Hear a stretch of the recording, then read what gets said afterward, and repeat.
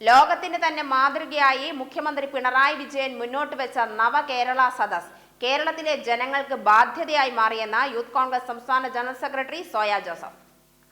ചിറ്റൂർ നിയോജകമണ്ഡലം യൂത്ത് കോൺഗ്രസ് പ്രസിഡന്റ് ചുമതലയേൽക്കുന്ന ചടങ്ങിൽ മുഖ്യപ്രഭാഷണം നടത്തുകയായിരുന്നു സോയ ജോസഫ്. സംസ്ഥാന സർക്കാർ നടത്തിയ നവകേരള സദസ് പ്രഹസന നാടകമാണ്. പിണറായി വിജയൻ ഉമ്മൻചാണ്ടിയാവാനുള്ള ശ്രമമാണ് നവകേരള സദസ്സിലൂടെ നടത്തിയത്. എന്നാൽ കഴുതിയെ സിംഹമാക്കി മാറ്റാനുള്ള ശ്രമമായിരുന്നു അതെന്നും ആ ശ്രമം പരാജയപ്പെട്ടുവെന്നും സോയ ജോസഫ് കൂട്ടിച്ചേർത്തു.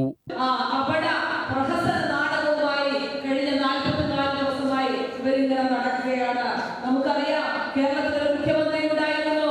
ഞാനും നിങ്ങളുമൊക്കെ അഭിമാനത്തോടുകൂടെ പറഞ്ഞു വെക്കുന്ന ഇന്നിവിടെ ഉദ്ഘാടകനായിരുന്ന ശ്രീ ചാണ്ടിയുമ്മന്റെ പിതാവ് കൂടിയായിട്ടുള്ള എനിക്കും നിങ്ങൾക്കും എല്ലാ കാലത്തും അഭിമാനത്തോടുകൂടെ ജനസമ്പർക്ക പരിപാടി എന്നുള്ള പേരിൽ ഈ കേരളത്തിൽ മാത്രമല്ല ലോകത്തിൽ നിന്ന് മാതൃകയായിട്ടുള്ള ഒരു വലിയ പദ്ധതി, ഒരു വലിയ പ്രചരണം കേരളത്തിൽ മാതൃകയായി മുന്നോട്ട് വെച്ചിട്ടുള്ള മുഖ്യമന്ത്രി.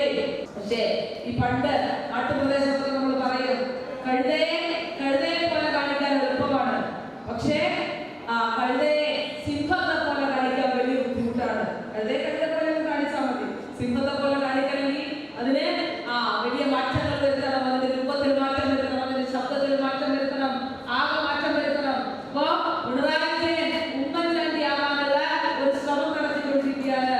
അപ്പോ അത്തരം നമുക്ക് ഒരൊറ്റ കാര്യം മാത്രമേ പറഞ്ഞു നോക്കാനുള്ളൂ.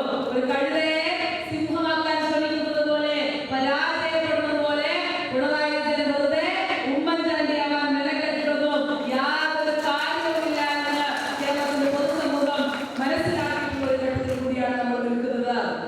ചാണ്ടിയുമ്മൻ MLA ഉദ്ഘാടനം ചെയ്ത പരിപാടിയിൽ മുഹമ്മദ് ഷഫീഖ് അധ്യക്ഷത വഹിച്ചു. DCC vice president Sumesh Achuthan, KS Thanikachalam, PS Sivadas, KS ജയഘോഷ്, പ്രതീഷ് മാധവൻ, K മധു, CC സുനിൽ മറ്റംഗങ്ങൾ പങ്കെടുത്ത് സംസാരിച്ചു. ശ്രീജിത്ത് തത്തമംഗലം സ്വാഗതവും പുതിയ നിയോജകമണ്ഡലം പ്രസിഡന്റ് K സാജൻ മറുപടി പ്രസംഗവും നടത്തി. UTV news, Palakkad.